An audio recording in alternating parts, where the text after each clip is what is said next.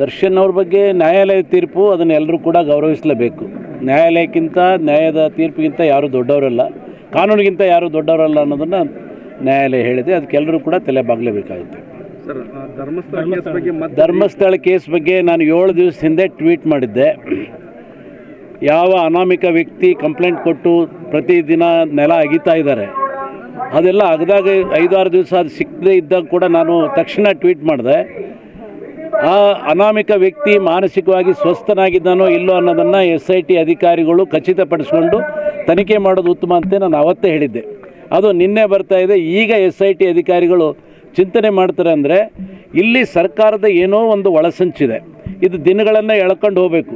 15 ದಿವಸ 20 ದಿವಸ ಬಹುಶಃ ಈ ಅಧಿವೇಶನ ಮುಗಿಯೋವರೆಗೂ ಇದನ್ನು ಹಿಂಗೆ ಎಳ್ಕೊಂಡು ಹೋದರೆ ಅಲ್ಲಿವರೆಗೂ ಆ ವಿಷಯ ಉಳಿದಂಥ ಇವರು ವೈಫಲ್ಯಗಳು ಮುಚ್ಚಿ ಹೋಗ್ತವೆ ಅನ್ನೋಂಥ ದೃಷ್ಟಿಯಿಂದ ಇದನ್ನು ಮಾಡ್ತಾರೆ ಅಂತ ನನಗನ್ನಿಸ್ತಾ ಇದೆ.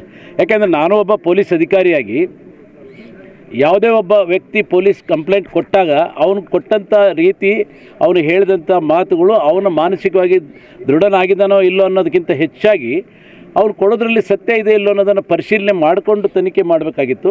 ಹಾಗಾಗಿ ಇವರು SIT ಕೊಟ್ಟು ಅದನ್ನು ನಾಟಕ ಮಾಡಿಕೊಂಡು ಇವತ್ತು ದಿನಗಳನ್ನ ಎಳ್ಕೊಂಡು ಬಂದು ಈಗ 20 ದಿವಸ ಆದಮೇಲೆ ಈಗ ಅವನು ಏನು ಮಂಪರ್ ಪರೀಕ್ಷೆಗೆ ಚಿಂತನೆ ಮಾಡ್ತಾ ಇದ್ದಾರೆ ಅಂದರೆ ಇನ್ನೊಂದು 10 ದಿವಸ ಹಿಂಗೆ ಎಳ್ಕೊಂಡು ಹೋಗೋದು.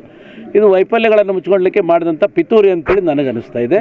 ಮತ್ತು ಧಾರ್ಮಿಕ ಭಾವನೆಗೆ ಧಕ್ಕೆ ಬರುವಂಥ ಕೆಲಸ, ಹಿಂದೂಗಳ ಧಾರ್ಮಿಕ ಭಾವನೆಗೆ. ಮತ್ತು ನಾವು ಧರ್ಮಸ್ಥಳ ಅಂದರೆ ಹೆಸರಲ್ಲೇ ಇದೆ ಧರ್ಮಸ್ಥಳ ಅನ್ನೋದು, ಅದ್ರ ಬಗ್ಗೆ ಅತ್ಯಂತ ಪಾವಿತ್ರ್ಯತೆ ಮತ್ತು ಭಕ್ತಿಯನ್ನು ಇಟ್ಕೊಂಡಂಥ ಜನಗಳಿದ್ದಾರೆ. ಅಲ್ಲಿ ಹೋಗಿ ಇವರು